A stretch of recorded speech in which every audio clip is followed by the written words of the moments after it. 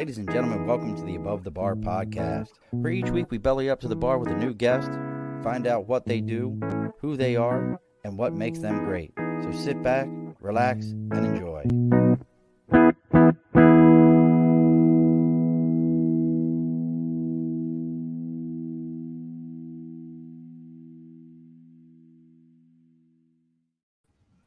Alrighty, folks, welcome back to the Above the Bar podcast. It's your host, Sean. If my voice sounds horrible, I'm just getting over a cold. So let me do something here real quick because I can hear it in my voice. Like in a moment, my wife's going to yell at me. I had to clear my throat and mute my mic so none of you can hear me. But we have returning for his second appearance, our bar top psychiatrist or psychologist, excuse me. I jack that up every time. He's strange, but we love him. Get it? Strange love, Dr. Strange love. He is, definitely not Phil. He has a way better delivery than Dr. Phil. And, we would never compare him to Dr. Oz in any way, shape, or form. God. Yeah, that's a whole nother subject. We've brought back with us Dr. Avrum. How you been, Doc? I'm good, Sean. How you doing? Good. How are things in the frozen tundra that is Maine? We're getting our first winter here. It's going down to 13 below Friday night. I'm a little sort of running around trying to figure out what I need to do to my house for 13 below zero. I'm in Albany, and we are not far off from you guys. So we're supposed to be like in the negative, like 19. With wind chills. They said we could see wind chills in like the negative 30s and 40s. Yeah, it's gonna be blowing 25 miles an hour while it's 13 below. So yeah, it'll be an adventure. All right, folks, welcome to your weather podcast. But look, if you live up in these regions, right, we all know it's the first topic of all conversations up in these regions. So how bad is it where you are? That and firewood, and how much have you burned and how much you have left? Hey, how many cords you got left? At my house, it's how many oil tanks have I gone through? And we did good so far this year. We've only done 2, but I think we're coming up on a third one, and that's ridiculous. Well, we appreciate having you back, Doc. We're going to be talking about why do men fear intimacy. We'll probably touch on some subjects that we've touched on before about men in relationships. So let's get some house cleaning done here real quick, and then we'll get into everything with the good doctor here. As we always say, over my right shoulder, that's the big board for sticker and a cause. If you've got something you're supporting, maybe you're a doctor of your own and you got a sticker. If you're a doctor with a sticker, that's pretty interesting, and especially if it's not SpongeBob at my kids' doctors. Reach out to me: Facebook, LinkedIn, YouTube, Twitter, Twitch, Instagram, TikTok, even our email. It's all the Above the Bar podcast. Reach out, send me a message, let me know what it is. I'll tell you where to send the sticker to. We'll read the sticker live on air. It's free advertisement for you. Get out there what you got going, or maybe you're another podcaster or whatever it is that you got happening. Let me know. Dibs, we wish you could make it with us, brother. Welcome back. We miss you, Dibs. Brendan's touching base with us. Dibs has been making some moves here, so he couldn't make it today, but I'm glad to see you, brother. Make sure, though, folks, if you're finding us for the first time, make sure you're sharing this to all your yard sale sites, all those places where you're going to get kicked off. Share it everywhere. Who really cares if you can't get that, somebody's used coffee mug from the 1984, Olympics? Do you really care? Just share it everywhere you can. And look, maybe your media is looking for a medical treatment and needs a checkup from the neck up. Make sure you're reaching out to Media by Dibs. That's Dibble, Media by Andrew Dibble, Dibs. You can find Dibs on Facebook, and you can find him on, my brain's not working, Facebook and Instagram under Media by Dibs. Or if you look him up on LinkedIn, he's Andrew Dibble.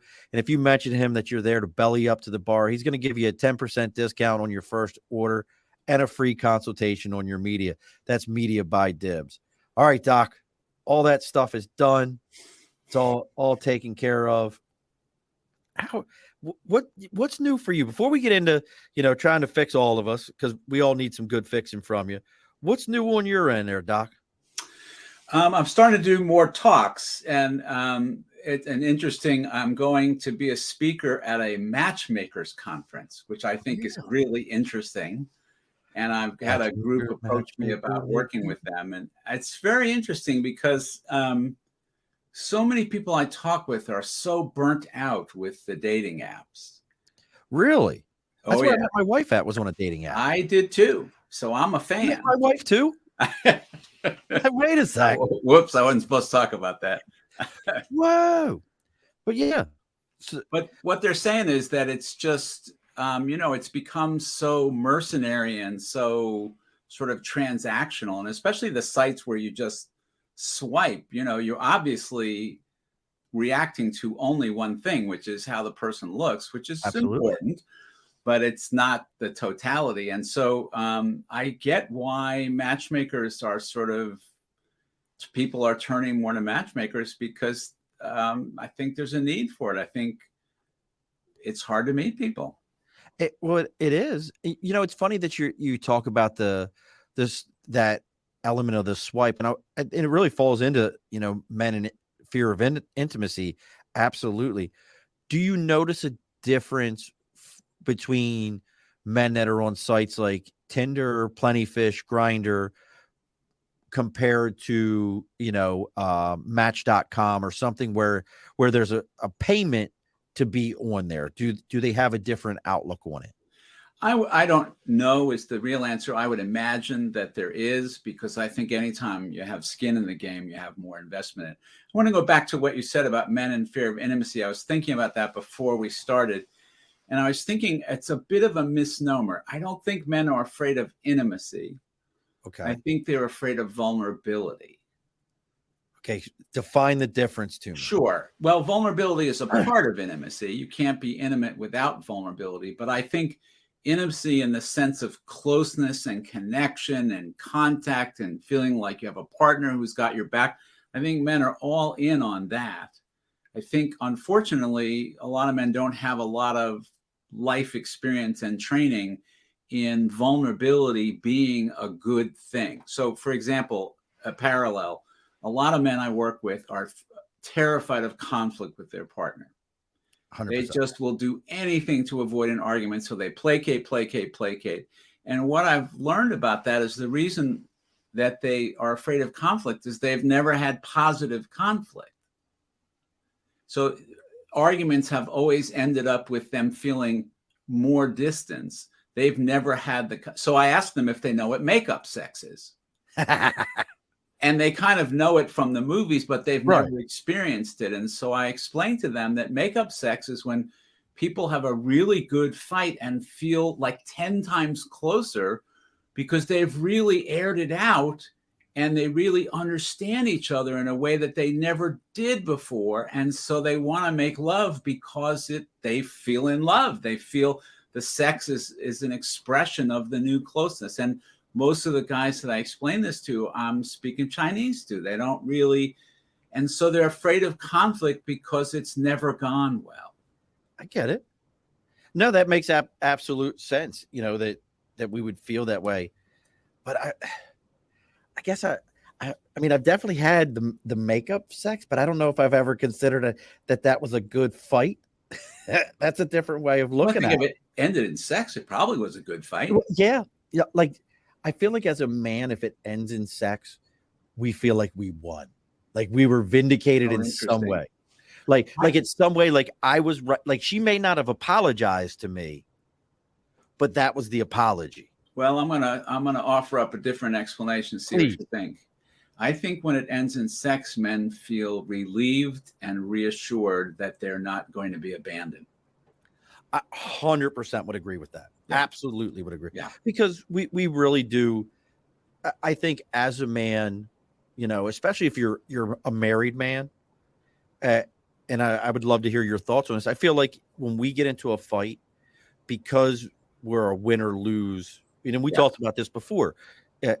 As children, we play sports, we play war, we're Yep. involved in things that there is a clear winner and Yep. loser.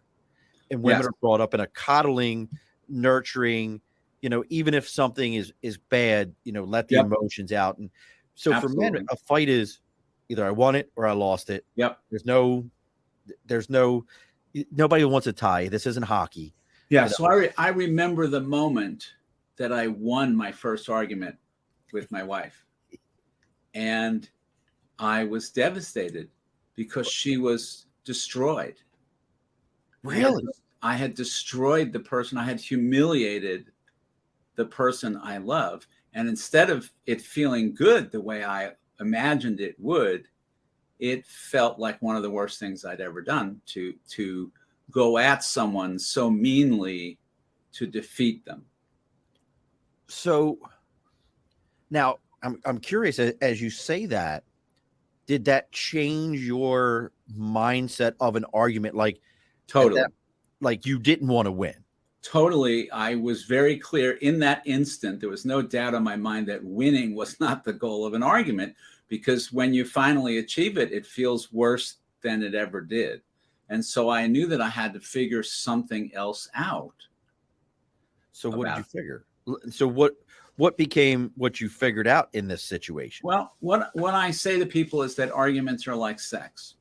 Sex works best when each person pays about equal attention to their own pleasure, but also their partner's pleasure. Agreed. It doesn't go very well if either person is only interested in their own pleasure, and it doesn't go very well if either person is only interested in their partner's. So you have to be both interested in your partner's pleasure and in equal parts interested in your own. It's the give and take. It's give and take. It's a yes. And it's also a sort of profound understanding that a relationship is not just two people. There's the third person, which is the relationship. So it isn't going to go well if I win any better than it would go if I just was interested in my own pleasure and sex. And it isn't going to go well if I just say, yes, honey, you're right, any better than it would go if I just say, no, I'm just here for you. And so the trick is, how do you, in an argument, have the courage to really speak your mind fully and at the same time be just as interested in what your partner is thinking and feeling, and not listening with an ear to correct, but listening with an ear like you were in a foreign country and you're trying to understand how they do things, because you kind of are in a foreign country. Yeah, no, you're absolutely you're in foreign territory. You're behind enemy lines at that point. You know, you're trying to get to understand somebody else's point to something, or how you hurt them and why it matters to them. Yeah. Interesting. So one of the things I say to couples when they're really in the thick of it, in particular, I'll say this to guys. I'll say, look, there are two possibilities. So, like, I know you're sitting here thinking that this is the stupidest, craziest shit you ever heard in your life. So there's two possibilities. One is that the person you're married to is crazy and doesn't know the difference between right and wrong, which is one kind of problem. And the other possibility is that you don't understand. So if she's not crazy, then it's your failure to understand. So those are the only two choices you got. Either there's something you're not understanding, or she's crazy. And most people at that point, they don't really think that their partner is crazy. So they're like, okay, well, you know, if you don't think that she's saying this to hurt you, then she must be saying something that you're having trouble understanding. Right. And things we don't understand or things we can't relate to, our typical first reaction is that, and I just learned this in a book I was reading, our croc brain, the gentleman refers to it as our old brain, the crocodile brain kicks in, and that fight or flight mindset of attack it, destroy it, whatever I got to do. And that's when men look like they're afraid of intimacy. When they get to that place and they go into that fight or flight mode, because they don't have a lot of practice working things out in a relationship, when they get to that place, it's fight or flight, and they feel like they have to flee because it's over. Right. Nate has a point. She could just be crazy. Well, as I say, that's possible, but then you have a different set of problems. That's a whole nother set of issues. And of course, the same could be said of you. It could be that you're crazy. You know, they make movies about this. You know, Right. Glenn Close was in one. If But you know, but hopefully you married better than that. Hopefully you trust yourself enough that you think that you picked a good, decent person. And if you did, then how do you understand what she's trying to tell you? well, and staying with this intimacy side to it. So when you get somebody, and look, folks, we're not going to be able to answer all your problems. If you do have questions and something going on, I think Doc would be more than happy to answer any questions. I'd love it. We have Dr. Avrum Weiss on. And Doc, I always butcher your last name, and I apologize. It's all right. It's Avrum Weiss. See, Avrum Weiss. I always butcher Doc's name. That's why I just call him Doc.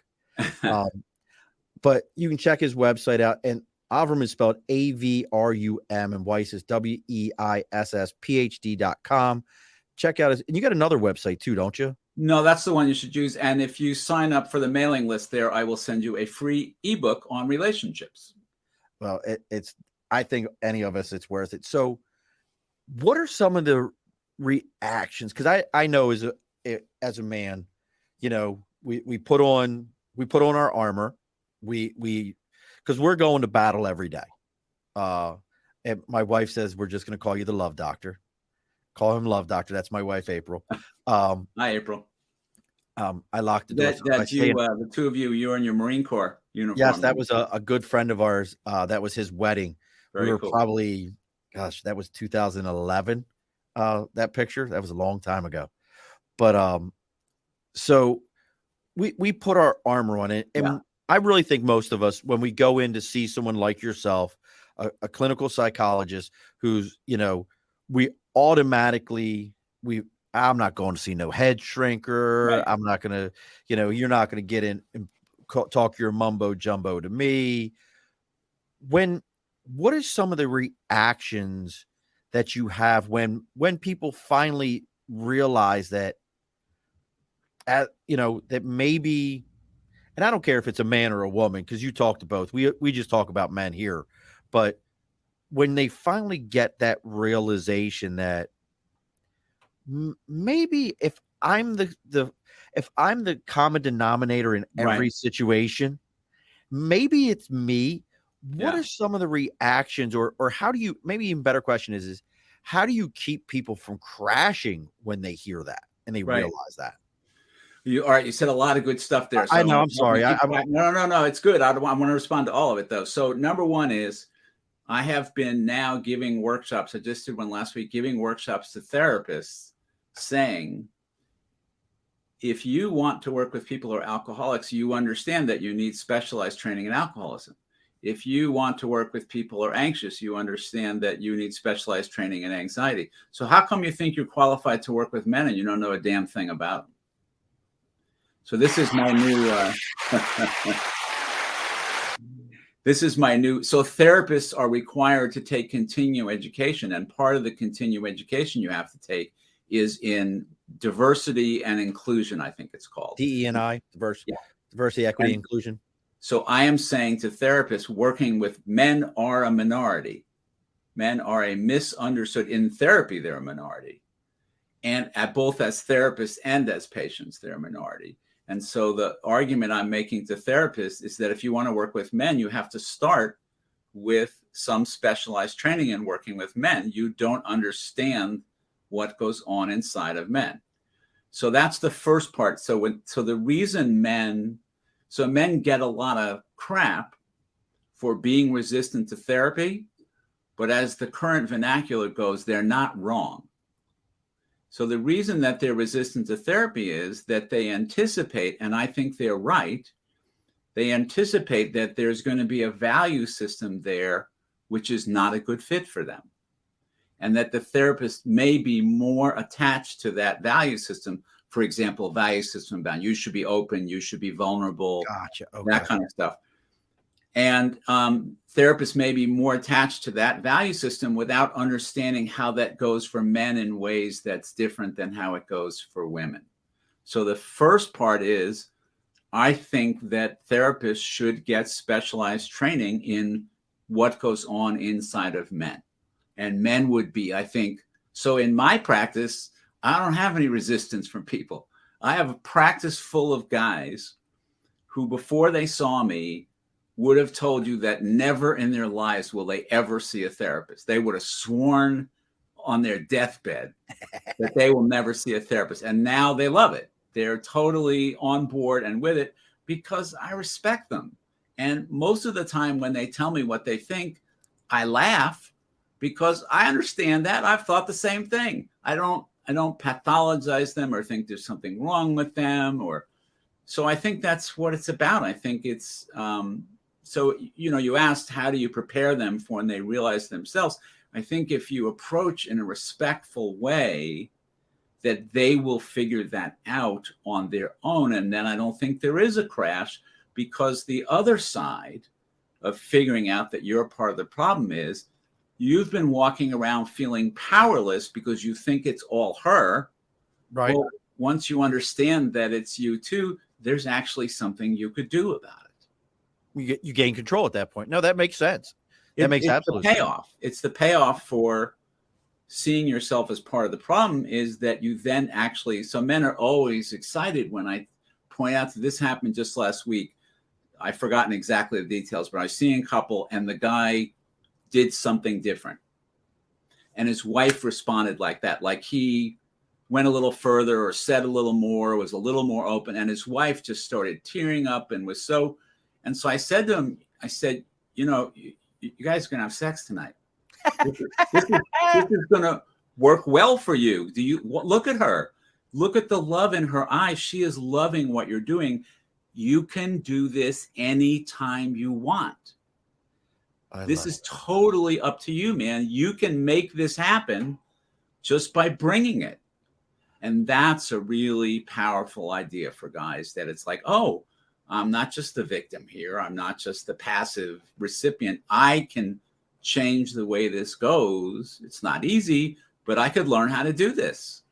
Doc, I just love the fact that you looked at somebody and like, you're going to have sex tonight. I like to talk about sex with people. and as a man, I would instantaneously, I would be like, you heard what he said, right? Yeah. You heard him. This is, we're paying for this.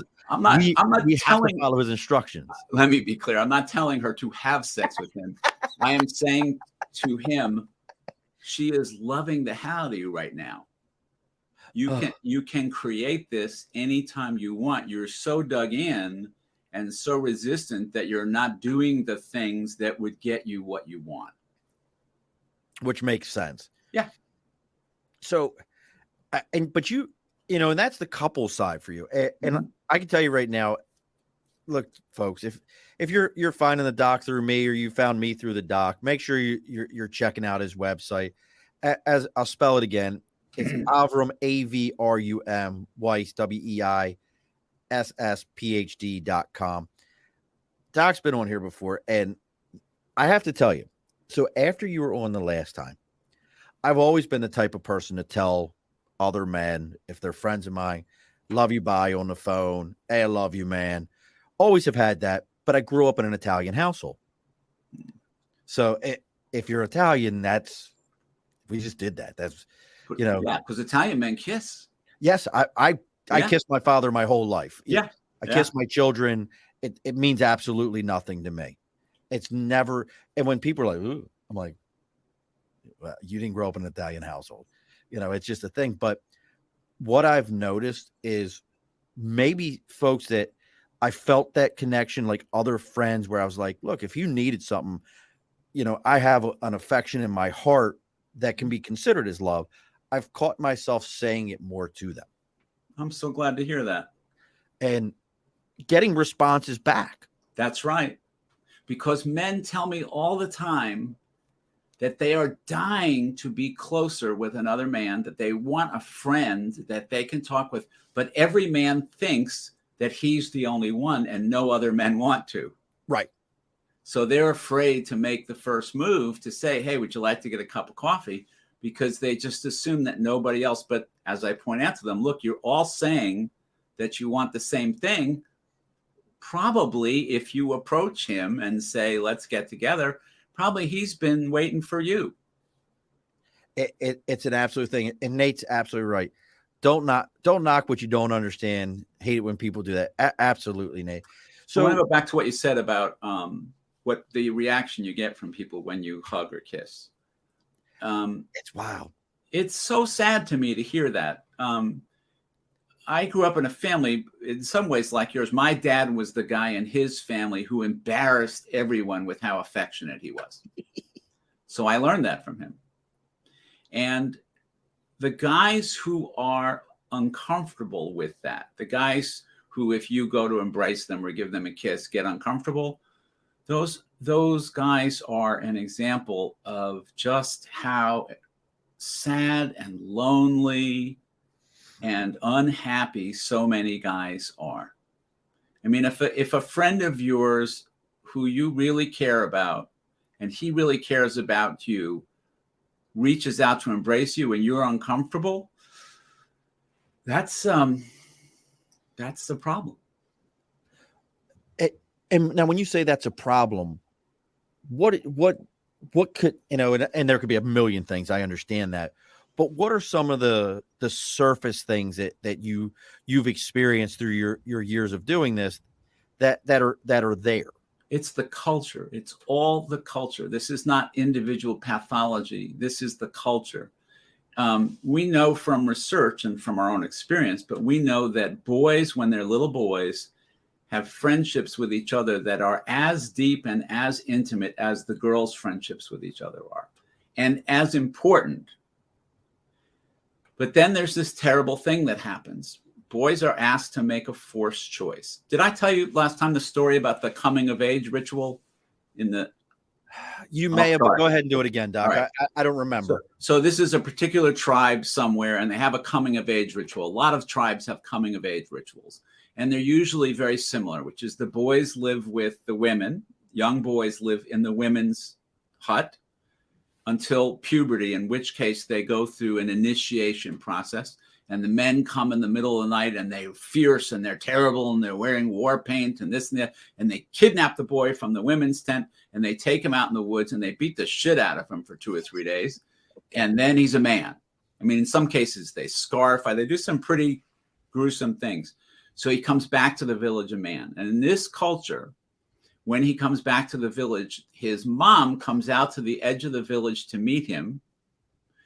And he is instructed to slap his mother in the face and then go to the women's hut, get his stuff, and move into the men's hut. So my question is to you or your listeners, why slap your mom? Why not just walk to the women's tent and get your stuff and move it into the men's hut? What is the purpose? What does the slapping the mother express? I mean, there is, in my mind, there is no more breaking of that connection. Yes, exactly. Than that type of that's right action. So we tell boys that to be a man, you have to forsake anything that has to do with your mother or femininity. That in a sense, being a man means not being a woman, which is not a very developed position. You know, if I say to you, why are you, let's say you're Albany, so you're Buffalo. If I say to you, why are you a Buffalo fan? You say, because I hate the Patriots. Well, no, why are you a Buffalo fan? You know, what do you love about the Bills? So if men are defining ourselves by not feminine, and so that's the wound that boys and become men carry the rest of their lives, is that they, in order to be men, were told that they had to give up tenderness, vulnerability, touch, you know, friends, everything that we associate with feminine, we tell boys they have to give up in order to be a man, which is a horrible thing to do. And we talked about this the last time a little bit. The other side to that coin, though, is, and I love the fact that you have broken from the toxic masculinity term and it's traditional male. The other side is, if you're folks like myself, you've been in the services, you're in that world. Those traditional male structures are very important. Yes, they are. Need to have those. Because you're doing something that is inherently unnatural. Because we're programming you. Do you know that in Vietnam, let me get my story straight here.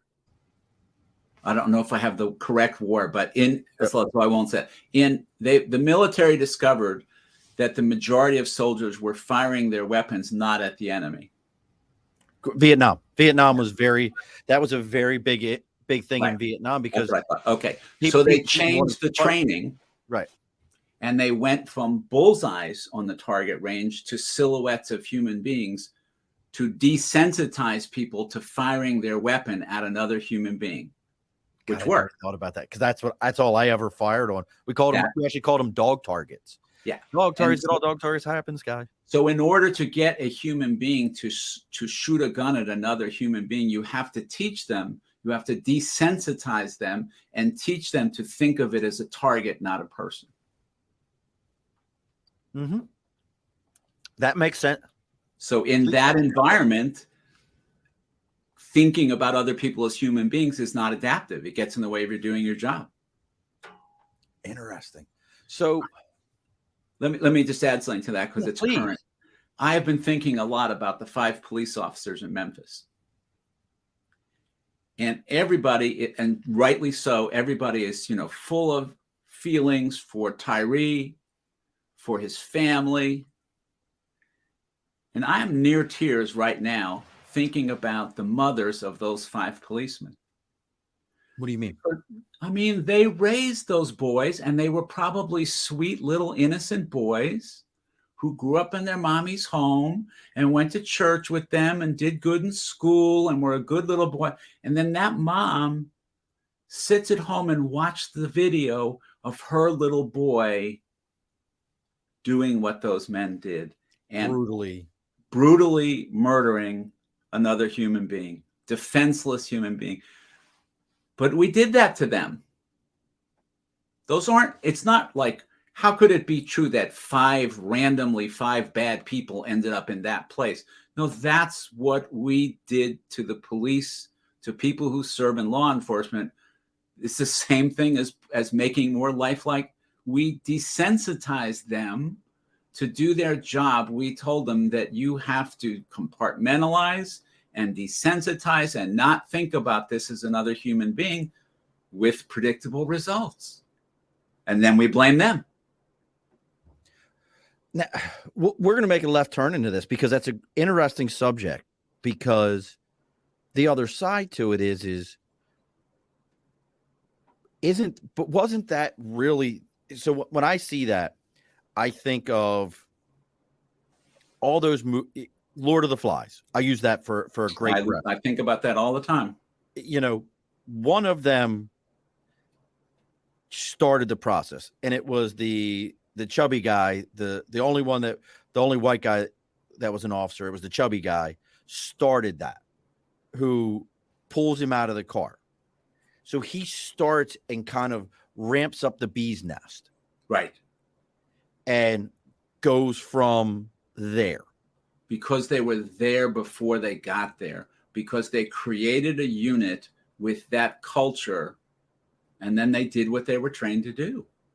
And then we disavow any responsibility for it. It's just like guys coming back from combat. I was an expert witness on a case. A Vietnam vet was such a mess. He went through every treatment program that the government had to offer, and he knew he was not safe to live around other people, in spite of all the best treatment we could offer. So he built himself a hut out in the middle of nowhere, but about once every 3 months, he had to come in and get supplies. So while he's on his way home with his supplies, a young, very nervous state trooper pulls him over, and it's on video. I watched it. You can see them escalate with each other, and the vet ends up killing the trooper. Wow. And is on death row currently for that. And clearly he killed a cop. That's not okay. Right. That we're not going to justify that. Yeah. But he was drafted. Then we indoctrinated him to be desensitized to other human beings. He knew he had a problem. He got all the help he possibly could. He went to live as far away from other human. Like, don't we have some responsibility there? Well, that's a great point. And this is something other service members and I have talked about. If this was and I don't care, you can say anything you want about, the way we do business in the military, especially in the Marine Corps. But I can tell you, if they would have been 5 or 6 Marines in a single platoon, the platoon sergeant would have paid for it. The platoon commander would have paid for it, all the way probably to a good chance that the battalion commander would have been relieved of duty at that level, Good. because what they would have said is, you have created a culture that That's what I'm justifies saying. this behavior That's as exactly what being I'm okay. saying. You turned a And blind eye to this. there's a wonderful trauma therapist by the name of Robert Lifton who says that PTSD is the extent to which soldiers have PTSD is determined by the extent to which the culture acknowledges their participation. The more the culture denies it and says it's just you sick veterans, the more sick they'll be. The more the culture takes it on and says, we started this war, we drafted you, or we created a situation where there was no job for you and this was the only, whatever you want to go with that's what PTSD is. PTSD is when we take it all and put it on them. So what you're describing about the Marine Corps, I think, is exactly the right response.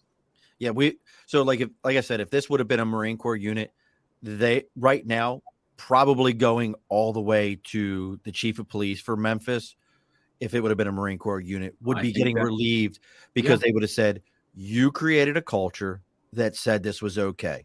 You were on duty. You were responsible. You created the culture. And if it's one guy, you can say, oh, that's a sick guy. Right. But if 5 guys and not one of them objected, that's the culture. Right. There's a cultural problem in all that. And I'm glad you brought up PTSD, because that's another thing that, we consider that as a man's disease. It is a man's problem. Right. We do know women suffer from it, but we say, oh, well, women only suffer from it in these cases. Right. And you hear it more often. I got 2 questions for you. The first one is it an overused term nowadays? I feel like it is personally. Like, everything is like, I stubbed my toe walking into the house. Can't walk in the house no more. I got PTSD to that. Right. Like, do we overuse it? Well, we certainly do. I mean, it is a clearly defined diagnostic criteria. So there are clear criteria, and we do overuse it. And I think we're just, as a culture. I've spent a little bit of time in Israel, and it's a fascinating place. As a veteran, you would really be interested. I want to go. I want to go because I love faith. In addition to that, what I found interesting about it is everybody in Israel serves in the army, except the ultra religious, which is another question. So they all serve in the army. So there's no class segmentation. We don't, in this country, we send poor people off to war. Yes. West Virginia had the highest percentage of its population serving in and killed in Vietnam, one of the poorest states. So clearly it's poor people who go to the army, by and large. Absolutely. So that it segments people, and we can treat the military as other, because they were before. They were not the kids you hung out with in high school. They were the kids you didn't hang out with in high school. And when you went to college, they went to the army. So you never felt like they were the same as you to start with. And so it's easy to demonize them and say, they're murderers, they're baby killers. But in Israel, men and women all serve in the army, and it's a complete leveling. Rich people, poor people, religious people, not religious people, tall people, short people, they all serve in the army, and they live in the barracks together, and they don't get a cushy job because they know somebody. They earn it. It's a complete democratization of society, and it changes everything. And I wish we would do the same thing. I wish every young person at 18 would owe, let's say, 2 years of service to your country. You can work in a hospital. You can clean up trash in a park. You can go into the military. I don't care what you do. But everybody puts in 2 years working with people like you, not like you, whatever. Did you read were you reading my notes, Doc? Because that's actually, it's funny you said it doesn't matter, because I'm very, and it might sound odd as somebody who was a recruiter and did what I did. I'm very anti-draft, only because I believe we currently have something that's never existed in human existence, which is a 100% voluntary military service. It's never existed. It's never been a thing.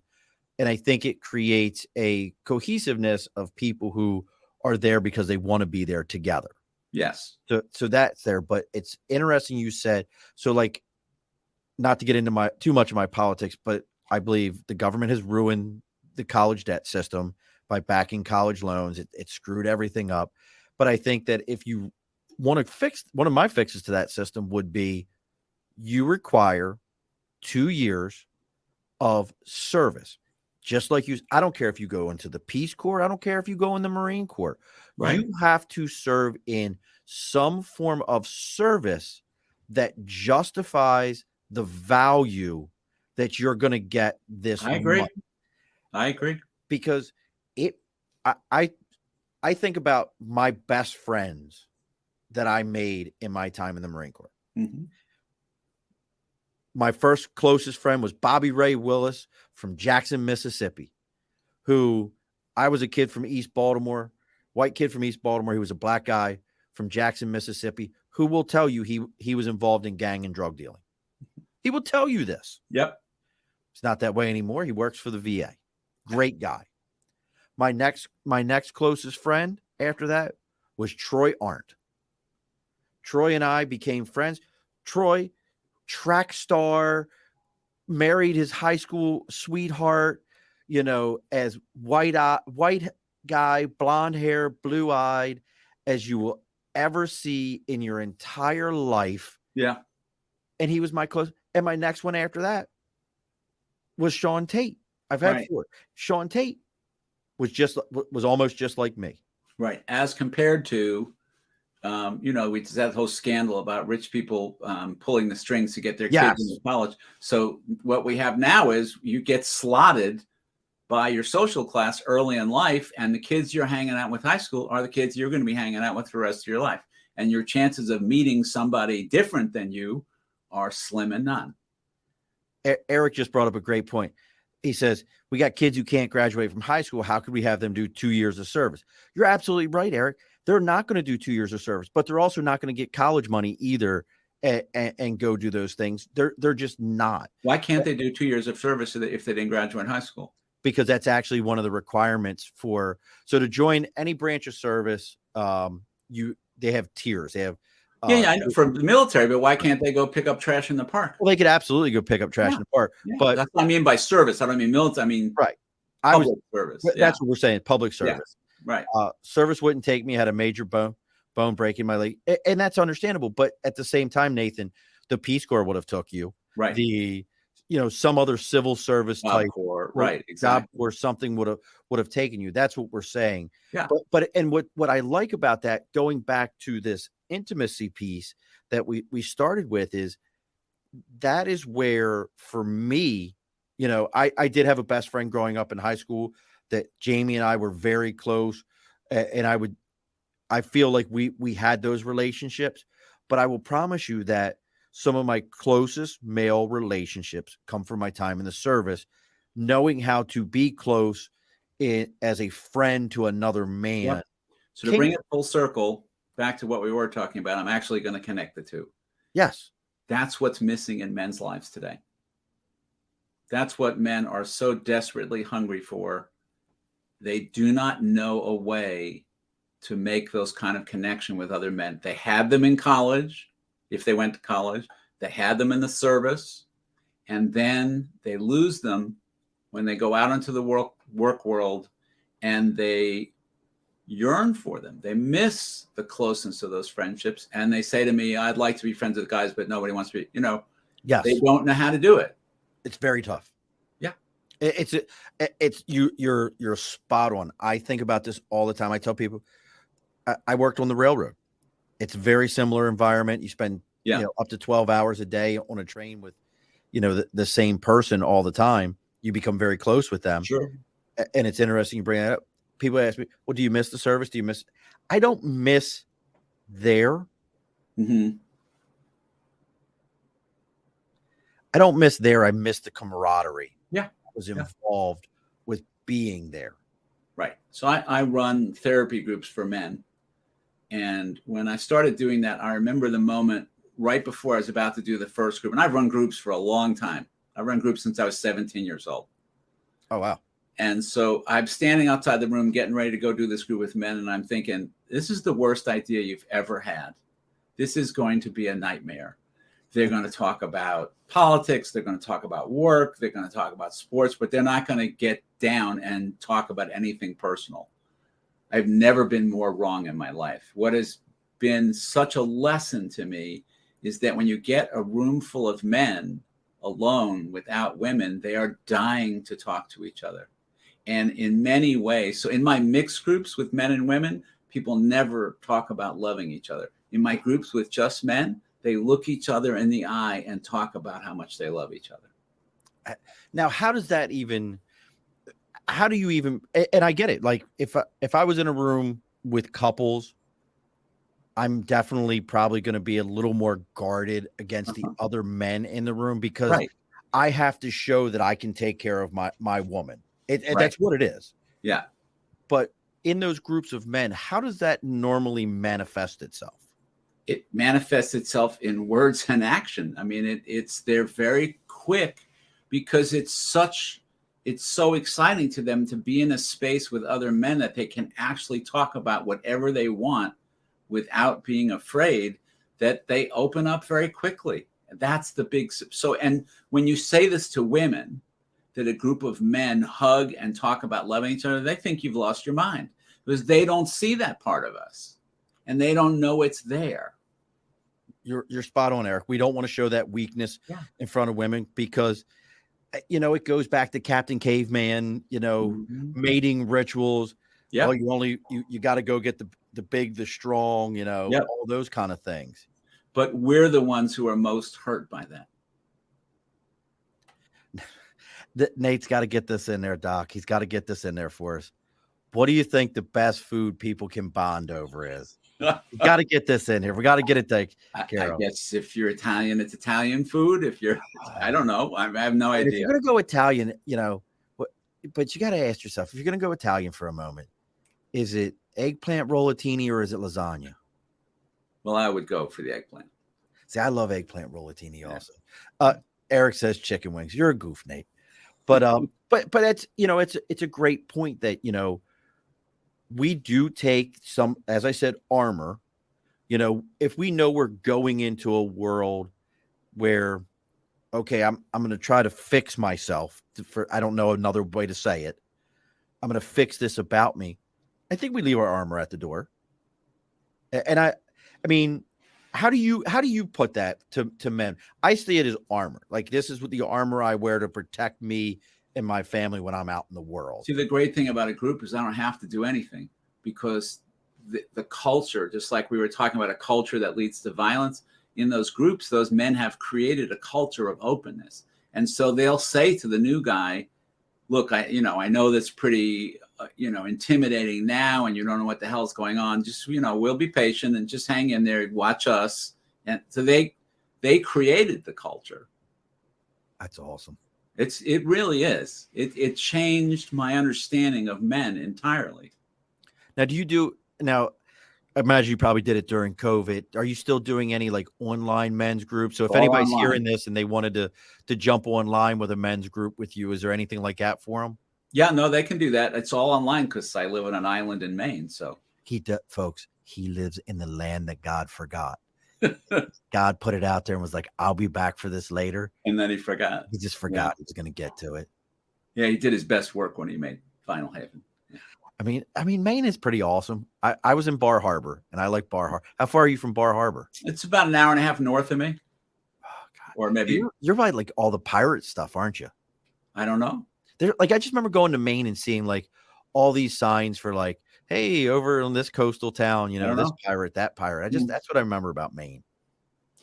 The thing I want women to hear about what we're talking, assuming that there are also women who listen to the show, is I want them to hear that everything that when they get together and they talk about all the stuff that their husbands aren't, they are. Everything you wish your husband was, he is. And if you would work on your delivery, you could get more of what you want. He is not trying to stonewall you. He's just afraid. And there's a couples researcher, John Gottman, who says he can predict based on the first 3 minutes of an argument if it's going to be a good argument or a bad argument, an argument that leads to, make up sex, right? Or an argument that leads to, not talking for 3 days. If you start off in the first 3 minutes and you escalate and you get mean and nasty, that argument, it's the ship sailed.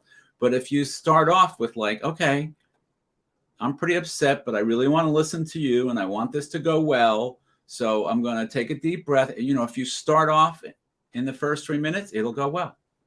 Well, it's the difference between, does this end up in makeup sex or hallway sex? Yeah.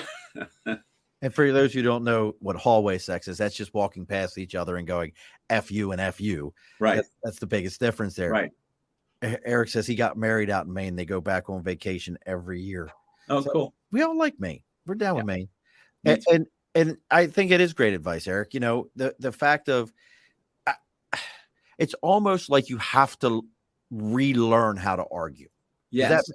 No, I think you do. Yes. But I think women have a lot more relationship experience. And so they know more about it than we do. And men do need to learn how to have good conflict. And that's why they avoid it. Yeah, I can tell you right now, I hate to argue because I'm the same way. I'm probably better now than I was when I was younger. Mm-hmm. Like, I'm willing to tell someone, hey, this is how you're making me feel. This is what you're doing. This is how I'm reacting to this. Because if I don't, I just bottle it. Yeah. I bottle it and when it's like a Coke bottle, just shake it up, get ready. It's pretty simple. I can break it down for you pretty simply. So the thing that does not usually work is apologizing. The mistake that most people make is think like, I'm sorry. And that's the end of it. That doesn't work. And the reason is that what you're really saying is not that you're sorry. What you're really saying is, don't be mad at me. Don't be mad at me. Don't be mad at me. And that doesn't do it. So when somebody's upset with you, there are a few just basic things you need to do. One is you need to shut up and listen. But not listen like counting the way she's wrong and that you're going to counter, but listen like trying to understand it from her point of view. Okay. And then you need to say something to her that indicates that you have actually understood her. Saying back the same words does not do that. You have to say it back in your words. So, okay, so what you're telling me is that when I come home late, it makes you feel like I don't care about you. So you need to tell her that you are listening and that you understand her. And then the second thing is you need to show her that she matters to you, that her being upset is important to you, and that you're not just going to blow it off, but that you are taking her seriously and that it matters to you that you have hurt her feelings unintentionally or not. That's 2. And 3 is that you are going to actually do something about it. Not that you say, I'll never do it again, because you will. That's a stupid thing to say. But to say, so for example, if my wife's upset that I came home late and she was waiting for me and dinner was cold, I'd be like, okay, well, that was not very considerate of me. I really wasn't thinking about you. I was thinking about what I was working on, all that. But let's see if we can figure out, maybe I'll set an alarm on my phone, or how would you feel about calling me? That I'm willing to engage with you and work something out that works for me and works for you. And that's it. It's that simple. So I got to ask then, Doc, like, do you ever like use these techniques at home and your wife just like save your mumbo jumbo for somebody else? I ain't listening to it today. When I was younger, because it was mumbo jumbo, but now it's just me. So now it's how you talk. Yeah, it's just who I am. And so actually, we just had a great fight a few weeks ago that there was some stuff we hadn't been talking about, and you could just immediately feel how much closer we were with each other. And so, yeah, I mean, good fights are, it's like cleaning out the carburetor. I mean, it's really blowing it out. Yep. Yeah, blow it all out. Well, because you know what? We all feel that, like, it's interesting how you say a good fight, because you can feel when there's tension in the air between Yep. people. You want to get it out. You're Yep. doing your best to salvage it. And like I said, that term I've just learned, that croc brain Yep. is kicking in, and Yep.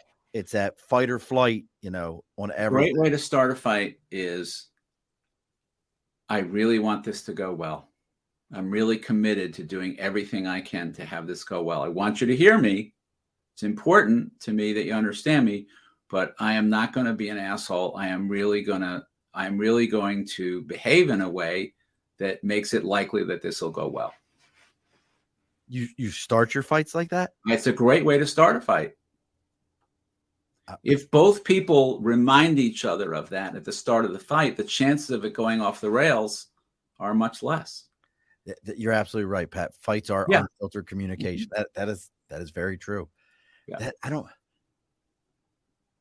know if I could start a fight like that. I don't know if I could do it. That I would try. Doesn't mean you're not pissed off. It just means that you're pissed off and in a relationship. And being pissed off does not give you a pass from being respectful to the other person.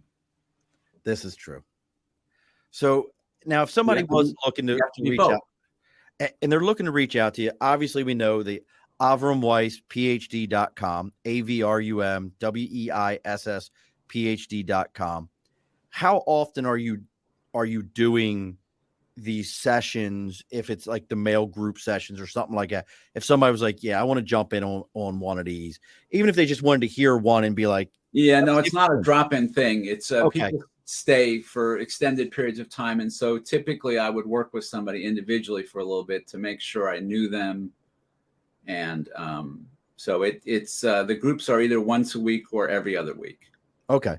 So you start off with some one-on-one conversations. Yep. Obviously, like you said, you're doing them through like Zoom or Skype or something like that. Yep.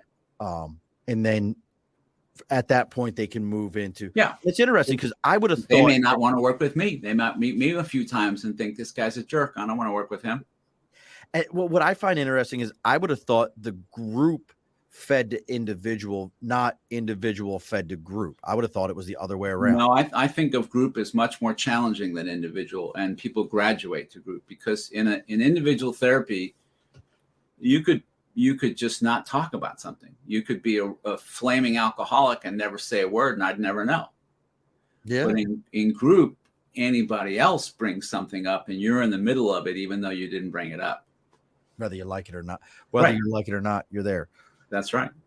Wow. So I think group's more challenging.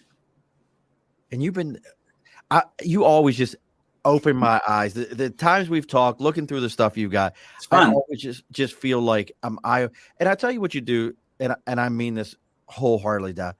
You don't make it seem wussy. No. And that's I had this conversation with some folks today. We were at my son's wrestling practice, and I told him that you and I would be talking. And they brought up some, hey, what do you think about, some of the softening of men in America and, some of the things that we do and all this stuff. And I said, you got to listen to him. He doesn't bring it in that way to where as a guy who, doesn't mind working with their hands and getting out and doing things. Absolutely. I don't feel like, so doc, give me a hug. It doesn't feel like that. I played competitive basketball for 30 years, and I used to play in a pickup game with guys from the Atlanta Falcons. So I was pretty good. And you might have been all right then. I was all right. What I miss is the aggression and the physicality. Mm-hmm. And that is a part for not every man, but for a lot of men, that is a very enjoyable, connecting experience to have a structured way of being physical with each other. That's what I miss. I can't just walk up to a guy on the street and start boxing him out. That doesn't go well. But on a basketball court, we can be going at it, hammer and tong, and then go have a beer together. Yeah, it's fine. Because we have rules that we follow. And the rules allow a certain amount of aggression, and it feels great. Yeah, I don't think it would make much sense the next time you're at the grocery store, and the guy's like checking out the watermelons, and you just hip check him in there, right, box him out. But like, no, because we don't have that agreement. So that's not true for every man, but for a lot of men, really, it feels good to bump up against each other, to Absolutely. compete. Yeah.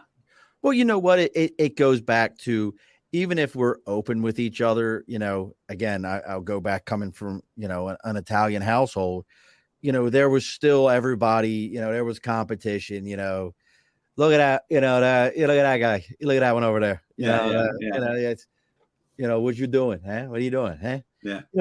They still existed, no matter how much, affection and love and everything was going on. And the thing is, you can be that and enjoy that, and then go home to your little baby and be sweet and tender. And those are not opposites. They're just different parts of who I am. And I enjoy them all. I don't want to give up any of them. You're amazing, Doc. You truly, truly are. I love talking to you, Sean. Well, we're going to get ready to close the bar up here. I'll say it again.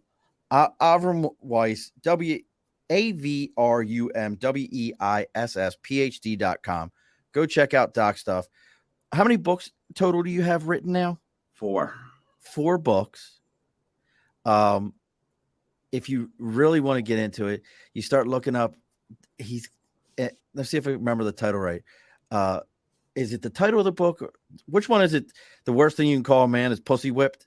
It's Hidden in Plain Sight. Yes. How men's fears of women shape their intimate relationships. And I wanted Pussy Whip to be the title, but I lost that battle. That's it. That was it. Yeah. Listen to me, folks. It's just an eye-opening. Gents, if you can check out the Doc, go see what he's got going on. If you can't, you're not comfortable with doing it online because you're worried that Uncle Sam's going to hack and all of a sudden, the world's going to know what you got going on. It's not going to happen. They're not that interested. Then if you're worried about that, then here's what some people are doing, which I love. Some couples are buying the book and reading it together. Reading chapter 1, setting time to talk about it, not reading ahead. Reading chapter 2, setting time to talk about it. And for the women, it's like the guys are saying, that's me. That's, I haven't been able to describe this. And the women are like, who knew? This is great. I'm learning more about you in this book than I have in 20 years of sleeping next to you. And you said if they sign up on your website, right, sending them a digital copy, of your relationship, a different book about relationships, but yes, but about relationships to kind of get the ball rolling for them. You'll also get every article that I write, and mostly I write about relationships because what's more interesting than that? And I get those. I get all those articles. Yeah. So it's worth it to go see what he's got going on. Any other shows, any seminars, anything coming up where somebody might be able to see you? I'll be in New York. If you're going to be in New York on March 29th and want to go to a matchmakers conference, I'll be there. And then I'll be in South Carolina, and then I think North Carolina and maybe Washington State. And those are all matchmaker things? No. Those are all different. Some are therapists, some are different. Okay. Anyone who's interested, I'm doing a great workshop for just the public. If you're old enough to remember the game show, The Dating Game or the Newlywed Game. Absolutely. Okay. So I'm doing a workshop for men and women. And anyone who's interested, I'm happy to talk with you about having it come to your community. And we're using the dating game format to help men and women understand how little they understand about each other.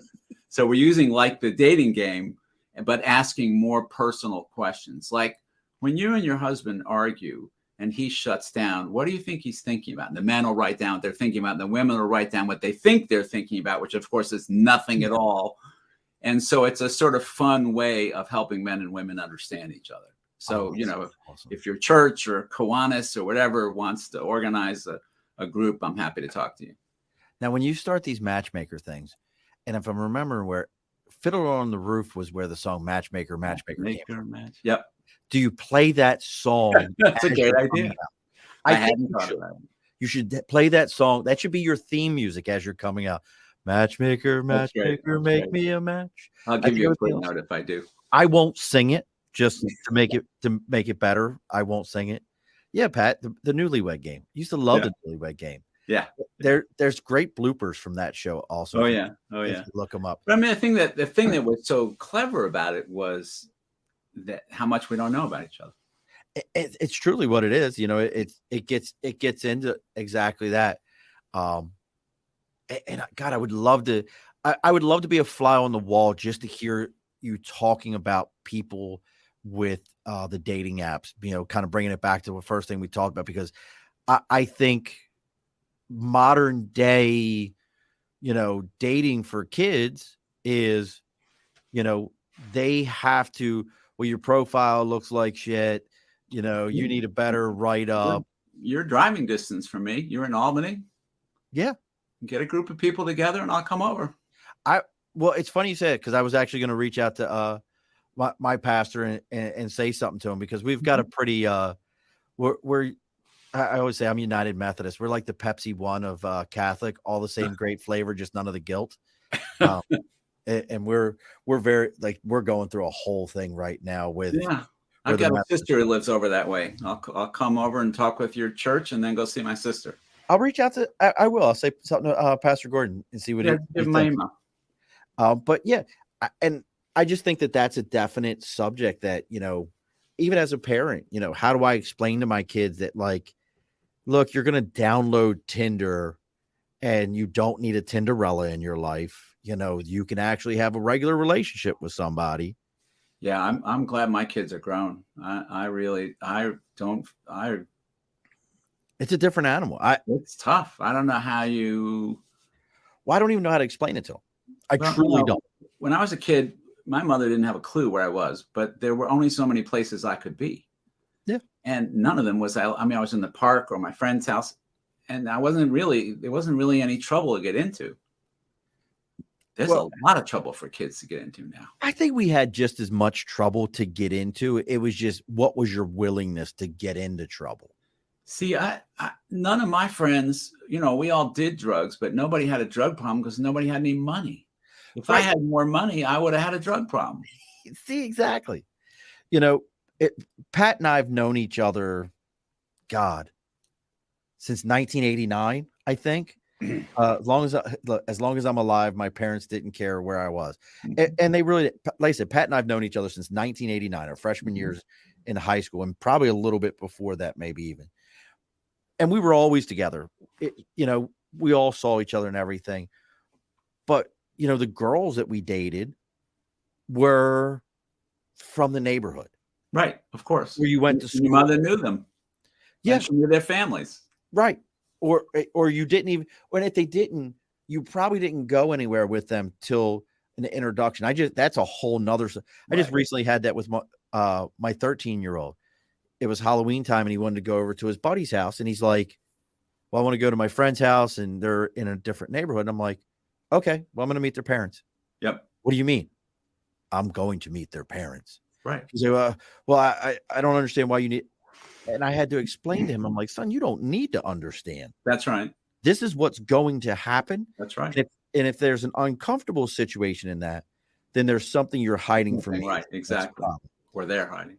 Well, I got to their house, come to find out their son, as soon as I saw the dad, I was like, I know you. He goes, yeah, you look familiar. Well, come to find out their son wrestled with my older son, and their older son is now in the Marine Corps. And we were like, we knew exactly who each other was. And then I ran into him again because he's got another son who wrestles. Yeah. And I was like, oh, I know you guys. So it was perfectly fine. But nowadays my kids will be like, oh, well, I'm on Discord. Do you know what Discord is, Doc? No idea. So you remember the old school chat rooms? Yeah. So Discord is kind of like the old school chat rooms, but now these kids can set up their own. Like I have a Discord for the show. I don't really use it much, but I have it. But you can set a Discord up and you can let in whoever you want. You can set the rules for whatever you want. You can communicate in it whatever way you want. And my one son last weekend was in tears because other kids were harassing him on there. Yeah. And it was a way. And luckily I know what I'm dealing with. So I sat him down and I talked to him about it. And I said, you have two much larger, older brothers. Would you like me to send them to these children? No, but no, we really, really talked about it. And, and I explained to him like, hey, look, man, people are going to do these things. It's the equivalent of a telephone tough guy. They're tough behind a keyboard. Yep. Don't stress it and all this. Yep. But these are things that as parents, like you're like, Mike, because your children are much older, you're not seeing this, but yeah, these are things we're dealing with as parents. Oh, it's always something. I'm going to need to run. All right. Well, you get ready to run there, Doc. As always, folks, if you're catching this through Doc or you're finding him, make sure you're checking out his website. Make sure you're giving us a follow on Facebook, LinkedIn, YouTube, Twitter, Twitch, Instagram, TikTok. We're all on all those things. I cannot say this enough times, folks. It might sound like a broken record, but listen, you going online and giving us a 5-star rating on whatever social media that you're listening to us for makes a difference.